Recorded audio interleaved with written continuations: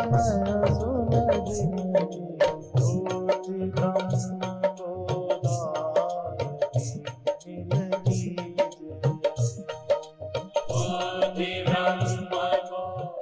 कि मकड़ी जैसे जाला बुनती है और समेट लेती है। जो भी परमात्मा कहें, भगवान कहें, जो भी है वह सृष्टि क्यों बनाते हैं और क्यों समेटते हैं। दूसरा कोई किसी का प्रश्न हो? हाथ पीछे, अनिल जी पीछे देख लेना, कोई हाथ ऊपर कर रखे था। ऐसा है, सृष्टि के विषय में अनेकों वर्णन है, पर कई चीजें आपको अभी एकदम नहीं आएंगी। हम लोग ये मानते हैं कि सृष्टि भगवान ने बनाई नहीं है, अनादि माया सुप्तो यदा जीवा प्रबुध्यते। क्योंकि यदि सृष्टि बनाई तो प्रश्न होगा कब बनाई। एक, जैसे आपने संतान पैदा की तो पहले तो आप पैदा हुए, फिर आप जवान हुए, तब आपने पैदा की। यदि आप पैदा ना होते तो आप जवान कब होते? कल्पना करो आप बिना जन्मे हो, तो बिना जन्मे हो तो बच्चे तो होगे नहीं। परमात्मा ही नहीं जन्मा, जब परमात्मा नहीं जन्मा तो वो जवान कब होगा और वो सृष्टि कब करेगा? इसलिए परमात्मा अनादि है, वो जन्मा नहीं, इसलिए वो जवान भी हुआ नहीं और बूढ़ा भी होगा नहीं और सृष्टि भी वो करेगा नहीं। वो जब से वो है तभी से सृष्टि है, जब से भगवान है तभी से सृष्टि है। वो कोई बीच में हमारी तुम्हारी तरह जैसे सोचते हो ना कि हम बाद में जवान हुए, शादी की, तब बच्चे पैदा, तो भगवान पहले पैदा हो, फिर वो जवान हो, फिर वो पैदा करे। तो भगवान पैदा हुआ है क्या? तो जब पैदा नहीं हुआ तो जवान होगा क्या? तो सृष्टि वो कब करेगा? तो ना वो पैदा हुआ, ना वो जवान हुआ, ना वो सृष्टि की। सदा वो है, सदा सृष्टि है, ये प्रवाह रूप से चलती रहे। रमेश मित्तल। हाँ, गुरुजी सादर प्रणाम। गुरुजी जब ध्यान लगाते हैं तो ध्यान इधर उधर भटकता है, तो उसको हम जबरदस्ती अपने आप रोकने की कोशिश करें या वैसे ही छोड़ दें? हाँ, मन को दो तरीके हैं। मन को रोकने का भी एक पद्धति है और मन को जाने दें, पर जहां जाए उसके प्रति कोई धारणा न बनाए कि ये अच्छा है, ये बुरा है। जब हम मना लेते हैं ये अच्छा है, इसमें मन क्यों जाना चाहिए, ये बुरा है, इसमें नहीं जाना चाहिए, तो अच्छे बुरे का चुनाव छोड़ दें, मन को जाने दें। पर ये आसान नहीं है। आपके मन में एक धारणा बनी है, जैसे किसी के प्रति आपका बैर हो चुका है, लड़ाई, उसमें मन जाए तो आपका ध्यान में मन खराब हो जाएगा।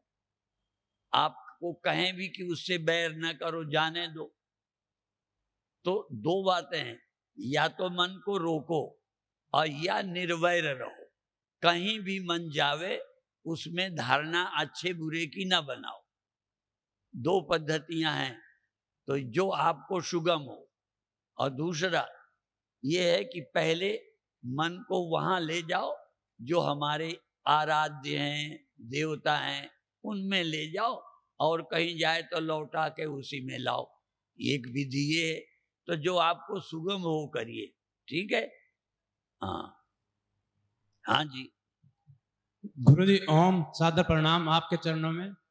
गुरुजी आज सुबह अभ्यास करने की कोशिश की ध्यान लगाने के लिए, तो मेरे को चक्कर आने लग गए और जैसा उल्टी आने का मन हो गया।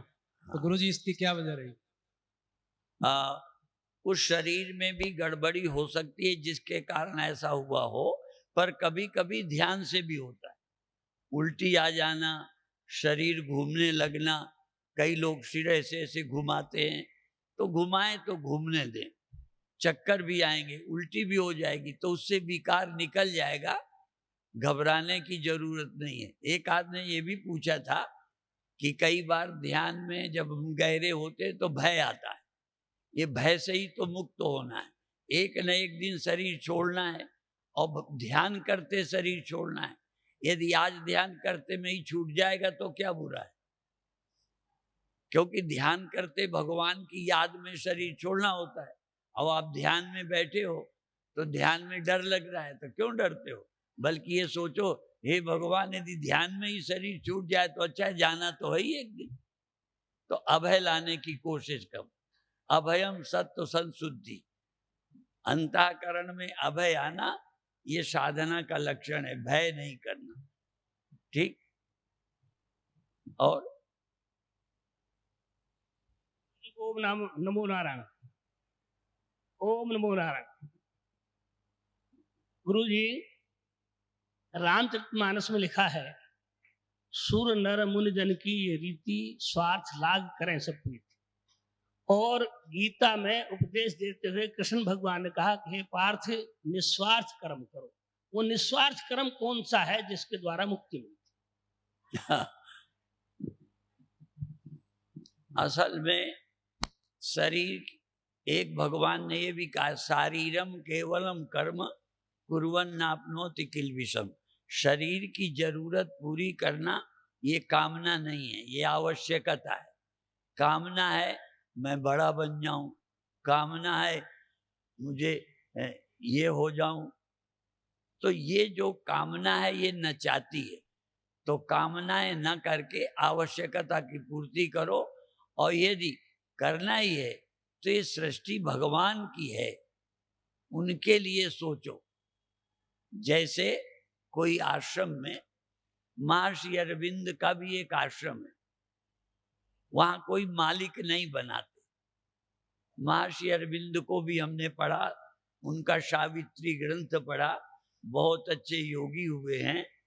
तो उनकी सोच क्या है, आश्रम में जो रहें उनको सबको खाना मिलेगा, कपड़ा मिलेगा, स्वाध्याय का मिलेगा, कौन सा मनोरंजन करना है वो देखने की टीवी भी वो तय करेंगे, मन से कुछ नहीं करना, और रहो और काम करते रहो। वहाँ मालिक कोई नहीं बनता। तो ये भगवान। और महात्मा गांधी ने, अन्य लोगों ने कहा ये संसार भगवान का है, हम इसके ट्रस्टी हैं। ट्रस्टी प्रॉपर्टी को खाने के लिए नहीं होता, जिसके हम ट्रस्टी होते हैं उसकी व्यवस्था देख रेख करते हैं, गुजारा करते हैं। तो ये संसार के भी हम ट्रस्टी हैं, इसका हम काम करेंगे, पर इसके हम मालिक नहीं हैं। इसको बेचने का, अपना बनाने का, सदा रखने का मेरी जिम्मेदारी नहीं। मेरी जिम्मेदारी है जो मुझे ड्यूटी मिली है मैं करता रहूंगा। गुरु जी को चरण स्पर्श। धर्म और पंथ में क्या अंतर है ये हम जानना चाहते हैं। आपने वक्तव्य दिया था, हिंदू धर्म है या पंथ, इस्लाम धर्म है या पंथ, सिख धर्म है या पंथ, और सर्व धर्म समन्वय, जो ये इस तरह की जो बातें आती हैं ये क्या है? थोड़ा सा इसके बारे में विस्तार से। ऐसा है, हम अभी सैकड़ों सभाएं की और अन्यों के सम्मेलनों में भी भाग लिया।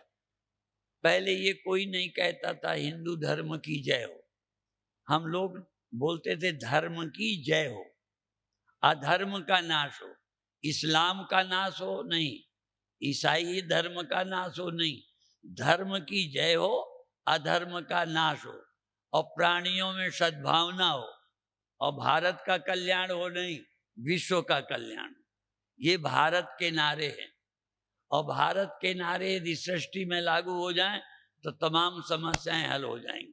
धर्म की जय हो, अधर्म का नाश हो, प्राणियों में सद्भावना हो, यही नहीं, और विश्व का, भारत का नहीं। इसलिए हम लोग वसुधैव कुटुंबकम, ये सारी सृष्टि हमारा परिवार है।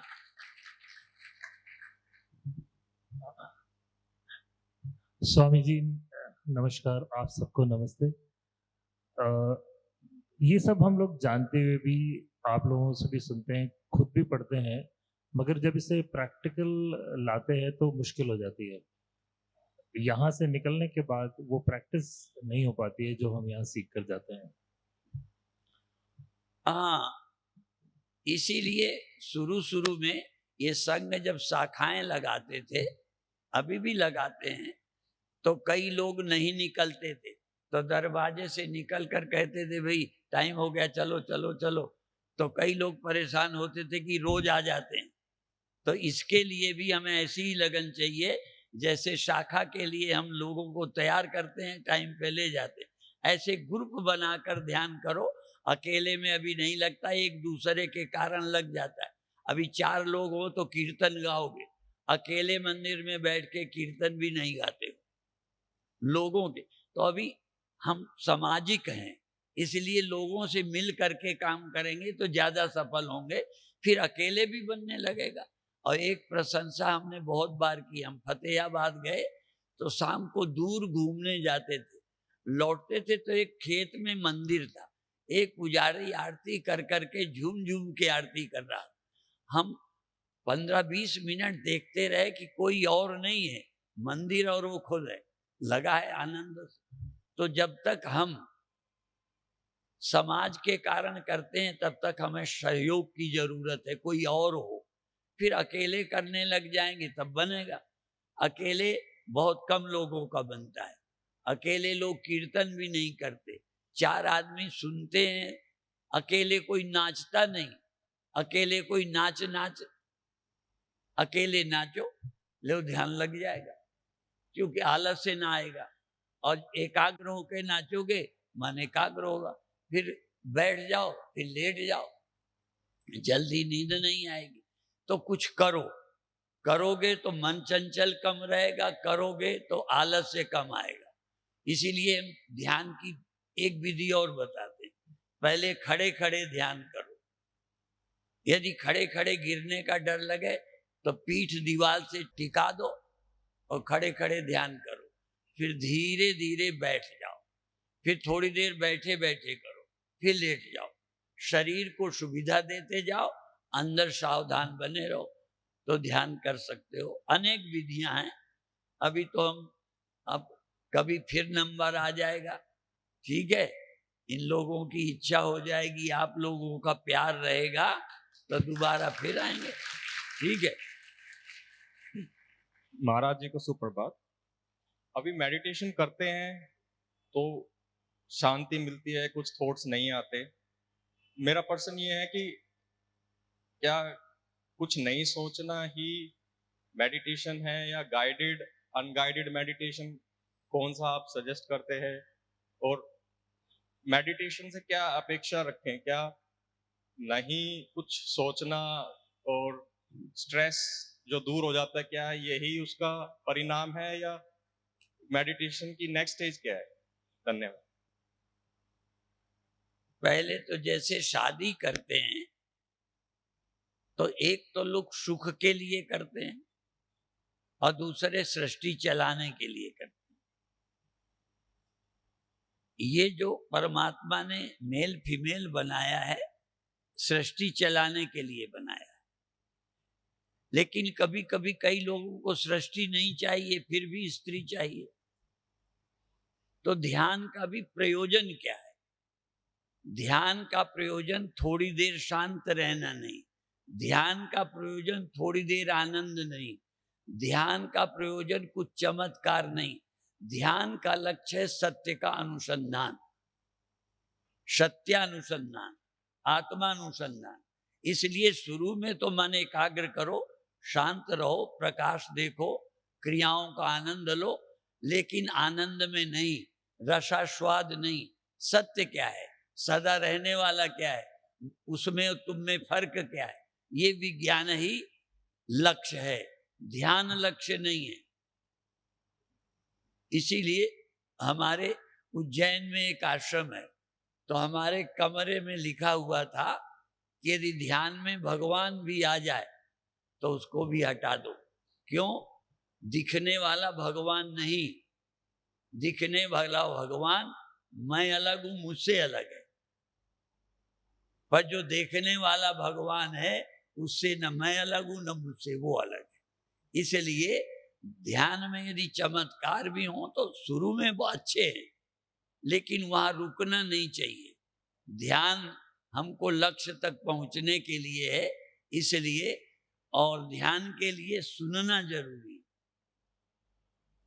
अभी जब हम बिना सुने ध्यान करते हैं, जैसे आप ध्यान में बैठे तो कुछ ना कुछ तो ध्यान में आएगा, पर जब गुरु बताएगा ध्यान में किसे लाना है, राम भगवान को, कृष्ण भगवान को, शिव भगवान को, वही लाना। तो ये एक प्रारंभ। इसी तरह ध्यान में क्या लाना है? दृश्य नहीं लाना। ध्यान में जो बदलता है उसे टिकाना नहीं है, जो सदा टिका है उस पे ध्यान ले जाना है। गुरुजी, निवेदन ऐसा है, मैं निस्वार्थ कर्म के लिए इच्छुक था, आपने मेरा उत्तर दिया। मेन कारण क्या है, मेरे दिल में जो निस्वार्थ कर्म है वो मैं बताना चाहता हूँ। गलत हो तो मुझे आप डांट देना, कोई दिक्कत वाली बात नहीं। जिस समय भगवान कृष्ण ने अर्जुन को उपदेश दिया, कृष्ण रथ पर बैठे हुए थे और अर्जुन नीचे बैठे हुए थे, उपदेश दे रहे थे। उन्होंने कहा कि तू कर्म कर, निस्वार्थ कर्म कर। तो उन्होंने कहा कि कैसे करूं? अध्याय में बहुत समझाया, आखिर तक समझाया। मैं जो समझ पाया वो ये समझ पाया, निस्वार्थ कर्म वही कर्म है जो ऊपर बैठ के गुरु नीचे शिष्य को संकेत करता है कि बेटा ऐसा कर, उससे तेरी मुक्ति होगी। निस्वार्थ कर्म वही है जो गुरु के मुख से दिया हुआ सबसे, उससे जीव का कल्याण। बहुत बढ़िया जी, खुद के प्रश्न में खुद के उत्तर है, तो ठीक है, हो गया।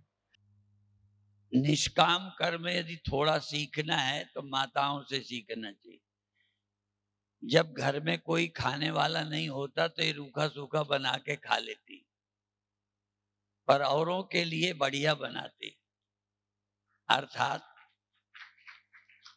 और खिलाती जाएंगी, जो बचेगा उसी में यज्ञ शिष्ट खाती है। यज्ञ शिष्टासिना संतो मुच्यन्ते सर्व किल विषय। तो ये त्याग और निष्काम सेवा। भोजन तो बिना जरूरत का नहीं बनाया जाता, चाहे हमें अपनी जरूरत हो या घर वालों को। तो काम तो जरूरत के ही करने हैं, चाहे देश को जरूरी है चाहे मुझे, ठीक है। तो देश के लिए काम करना यही निष्कामता है। और भगवान ने अंत में यही संदेश दिया गीता सुनने के बाद, सर्वधर्मान परित्यज्य मामेकम शरणम व्रज। मैं लक्ष्य हूं, मेरे लिए तुम सोचो, अपना सभी छोड़ दो। पाप लगेगा कि पुण्य लगेगा, क्या होगा? सैनिक यदि ये सोचने लग जाएं तो युद्ध न करें। इसलिए सैनिक को पाप नहीं लगता, वो कर्तव्य का पालन करता। तो जो कर्तव्य कर जज फांसी देता है उसे पाप नहीं लगता, क्योंकि वो एक पद पर है। तो इसी तरह हमारा कर्तव्य है सृष्टि चलाना, देश का ख्याल रखना, उसमें ज्यादा पाप पुण्य नहीं देखना। इसलिए भगवान ने कह दिया सब चीजें छोड़ दे, तू मेरे लिए काम कर। ओम शांति शांति।